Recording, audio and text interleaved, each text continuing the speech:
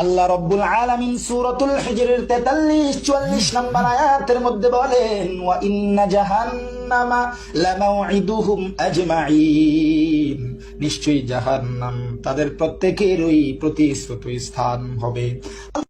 এ বন্ধু, হাফিজুরের দালালি ছাড়ো। আল্লাহ তাআলা এত নাজ নেয়ামত দান করছে, এত সুন্দর কণ্ঠদান করছে, কারো দালালি করার জন্য না, একমাত্র জন্য বলি, কারো দালালি করার দরকার নাই, কারো সুর নকল করার দরকার নাই। আল্লাহ তোমারে যে সুর দিছে ওই সুরটা নিয়ে সন্তুষ্ট থাকো। এরে, তুই যে আমারে নসিহত করলি, তোর গলায় তো হাফিজুরের আওয়াজ শোনা যায়।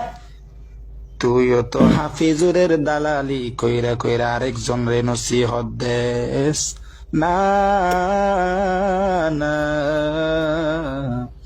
আরেকজনের দালালি কইরা কইরা অন্য জন রে নসিহত দিস না।